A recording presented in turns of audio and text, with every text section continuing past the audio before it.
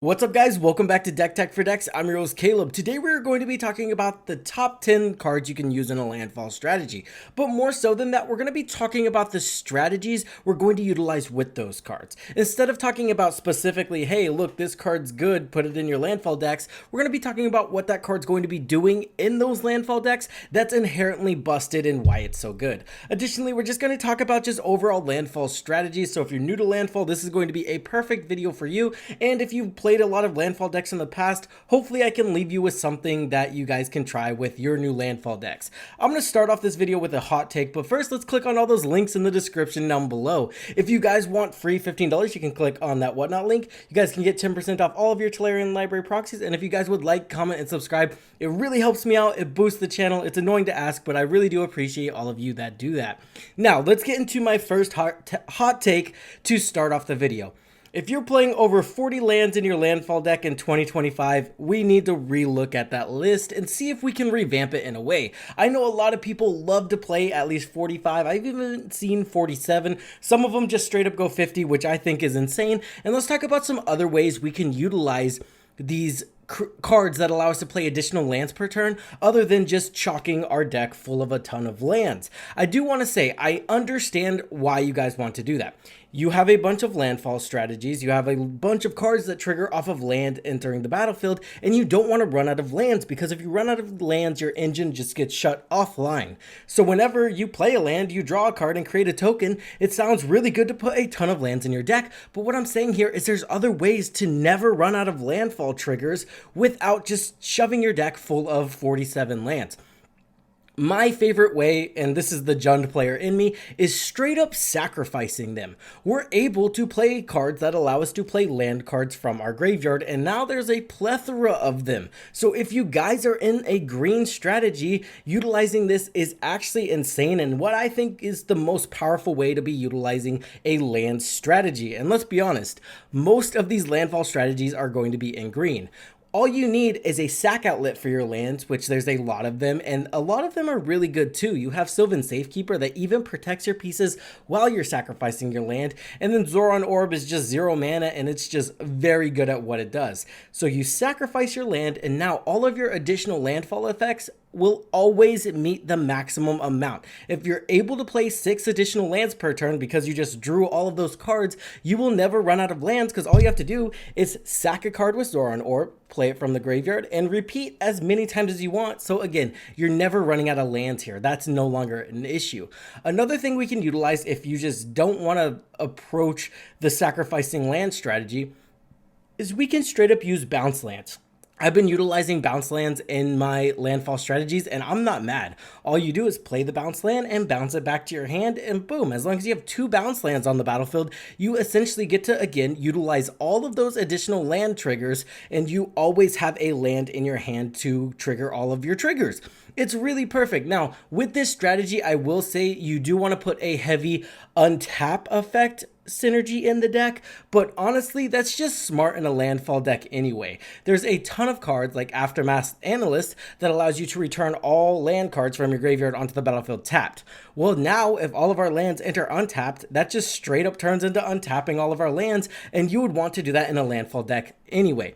So I challenge you, if you guys are running over 40 land cards in your landfall decks, try out these strategies to help alleviate that, and that's just going to allow you to put some of these newer cards in your deck and try out a new play style that you haven't tried before. It's the way to go. I promise you guys, it's a lot more fun, and you won't get drowned out. You won't open up a landfall hand and find 5 lands in your hand and then have to pitch it because the deck really doesn't do anything with 5 lands, right?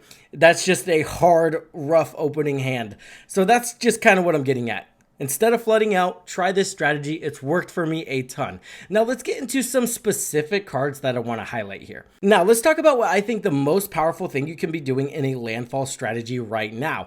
Aftermath Analyst and Cocaine Bear Lumra are by far the best pieces that you can be utilizing in your strategies, especially if you're going with the graveyard route. These are both cards. Lumra enters the battlefield and allows you to return all land cards from your graveyard to the battlefield, and Aftermath Analyst list says you can pay 4 to sacrifice it and you return all land cards from your graveyard to the battlefield. Now what breaks these cards is Nantuko Husk. Nantuko Husk allows you to create a token copy of the enchanted creature whenever land enters the battlefield. So this means land enters the battlefield, you either get an Aftermath Analyst token or you get a Lumra token, and then the Lumra sack itself, but you still get the ETB and all the lands come back. Now what you're doing in between here is you're sacrificing all of your lands to a Zoran Orb effect, putting all of the lands back into your graveyard, essentially netting you infinite landfall triggers as long as you have a way to generate mana, which is going to be our Lotus Cobra effects. Lotus Cobra says whenever land enters the battlefield, you get to generate a mana. So as long as we're generating 6 mana here, we go infinite and we get infinite landfall triggers. Now that's the most explosive thing we can do in a landfall strategy, and what I think is the most powerful thing we can be doing in landfall strategies right now with the cards that we have. So I just wanted to throw it out there, and that puts Lumra, Aftermath Analyst, and all the Lotus Cobra effects at my top for the best cards in landfall strategies because they're just amazing by themselves. Let's talk about the Cobra effects. We have Lotus Cobra, we have Nissa Resurgent Animus, and we have Tireless Provisioner. All of these allow you to generate a mana whenever land enters. Tireless Provisioner is a little bit better than Lotus Cobra because it gives you a treasure token instead of just 1 mana. This means you can sacrifice it and use it at any time. I also like Nissa here because on the second trigger, it allows you to find an elemental, and that leads us to another card that I want to talk about today, Ashaya, Soul of the Wilds. This is going to turn all of your creatures into forests. That means all of your creatures are going to trigger your landfall effects. Another way we can get utility out of our creatures instead of our lands, that's just going to benefit us cutting the lands back a little bit and adding more utility creatures, right? Because now we're casting creatures and it's triggering all of our landfall effects, which is absolutely insane. Pair this with a commander that can reliably give you haste, and you can kind of storm off, right? Because you're casting a trigger, you get all your landfall effects, which triggers all of your Lotus Cobra effects, and then that's allowing you to kind of generate more mana because you can instantly tap that creature for mana and cast even more creatures to generate even more landfall effects. Ashaya is absolutely insane. Another card that's absolutely insane is Scute Swarm, especially whenever you pair it with the Ashaya deck, right? Let's just say we have Ashaya on the battlefield. Now we cast a creature that's going to get us a ton of Scute Swarms because Scute Swarm says whenever a land you control enters, create a 1/1 green insect creature token. If you control 6 or more lands, create a token that's a copy of Scute Swarm instead. This means you drop a land, then you get 2 Scute Swarms, then you get 3 Scute Swarms, or sorry, 4, and then 8. It basically doubles your board every time you play a land. So now you're playing a creature that counts as a land, you get a bunch of Scute Swarms, and then you can kind of transfer all of those Scutes into mana with Ashnod Altar effects, and you can just kind of storm off and cast your entire library as long as you're triggering all of the card draw effects like our ACs as well. AC is also another one of those insane card draw engine effects in these landfall strategies. It allows you to play 2 additional lands, and it says whenever you play a land, you get to draw a card. So I don't think I'm saying anything crazy when I'm talking about, or actually it's a landfall, so it's whenever a land enters the battlefield, you get to draw a card. There's a difference because playing you can only do once per turn unless you have additional ways to play lands, right? Which I will say another thing. There is no shortage of land cards, creature cards that allow you to play additional lands now. I think there's over 10, which is absolutely insane. I don't think you would play all 10 if you could, but hey, if you want to, I say go for it. And like I said, I think we've hit a critical mass to where you just pick the best ones you want, and you don't have to throw every single one in your deck, which is pretty cool, but also pretty insane. Maybe we do build a deck where we include all of them. Let me know what commander you guys would choose for that, because honestly, I'm a little interested. The next thing we're going to talk about is Springheart Nantuko. I touched on it a little bit, but this card is a lot more broken in a lot more versatile than just your Lumra and your Aftermath Analyst combos. Imagine this guy with a Lotus Cobra. A land enters the battlefield, we pay 2, we get another Lotus Cobra, right? Now the next time a land enters the battlefield, we get 2 mana off the Lotus Cobras, and that pays for its own ability. This means by the time we're playing our 3rd land, we get to generate a Lotus Cobra for free because it's paying for itself. This gets absolutely insane whenever, again, we pair it with something like Ashaya, because now we're casting a creature and getting a free Lotus Cobra, and eventually whenever you have 5 Lotus Cobras on the battlefield, only 2 mana has to pay for the Aftermath Analysis. That means that leaves you with 3 mana in your mana pool. So if you cast a 3-drop creature, now you have 4 mana, you cast another 3-drop drop creature, and again, you're storming off and doing some crazy things, and that's when you want to pair it with all of your card draw effects. Another thing I wanted to mention is a lot of people don't like to necessarily go infinite, which is super fair. So let's talk about a combo that's not necessarily super powerful, but it is non-deterministic land storm, so I always like talking about it. This is the Risen Reef combo with something that generates elemental tokens. Risen Reef is a 3 CMC elemental creature that says whenever Risen Reef or another elemental you control enters the battlefield under your control, reveal the top card of your library. If it's a land card, you may put it onto the battlefield tapped. If you don't put that card onto the battlefield, put it into your hand. So it essentially is card advantage whenever an elemental enters the battlefield, and it's ramp as well as long as there's a land on top of your library. But how do we break this here?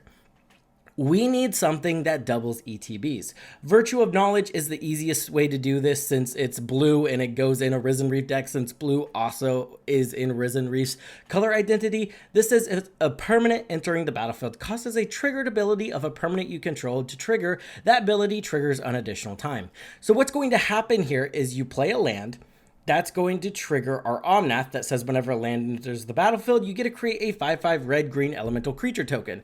But Virtue says, hey, we're going to double up on that. So we're going to get 2 elementals instead. Now, both of those elementals are going to trigger Risen Reef. But again, Risen Reef triggers gets doubled up because of the Virtue as well. So that means we get 4 Risen Reef triggers.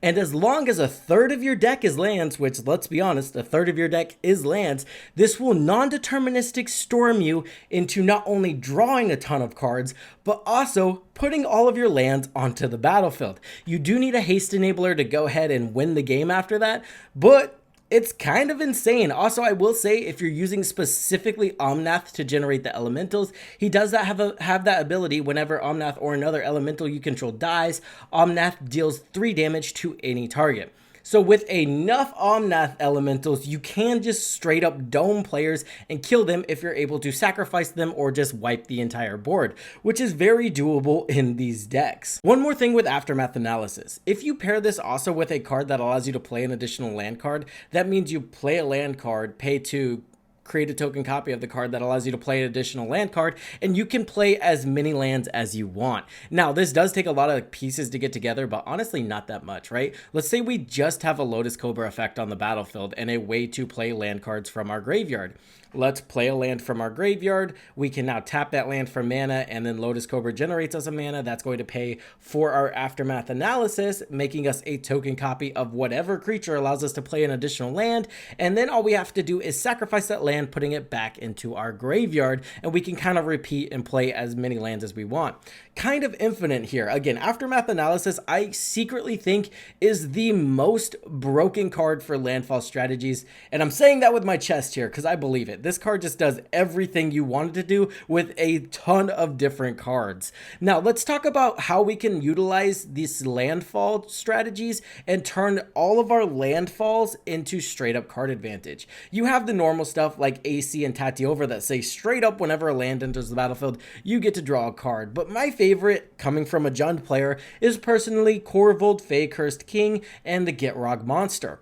Korvold reads whenever you sacrifice a permanent, you get to draw a card and put a 1/1 counter on Korvold. We're sacrificing lands, and that's allowing us to draw more cards. And then the Gitrog Monster says something very similar. Whenever one or more land cards are put into your graveyard from anywhere, you get to draw a card. Notably, that works with fetch lands. It also works with mill effects because it's from anywhere. So if a land card enters from your library to the graveyard, it does exactly the same thing. I'm approaching this from more the Jund side of things because Jund Landfall is what's come out, and it's going to be pretty broken. Another thing you can do is you can utilize the new cards that allow you to double up the power of creatures you control, and then you can use the card draw green decks have always had that allow you to draw cards equal to the biggest power of creatures on the battlefield. So there's a lot of ways to turn your card advantage or turn your landfall triggers into card advantage because we already know you have enough ramp. Let me know what your guys' favorite landfall strategy is and what deck you're going to build out of Landfall from the new set or any past sets. Also, I want to know what deck you guys want me to build where I include every single you may play an additional land card. I'm excited to see that one. I think we can make it happen. It might be super clunky, but it might be super fun also. With that being said, guys, I hope you got something from the video if you've been playing Magic forever, and I hope you got something from the video if you guys are just new to Magic in general. Let me know if you like this style of video as well. Not only did I talk about the cards, but I went to the strategy too a little bit. And yeah, we're going to end it there. Hope you guys enjoyed.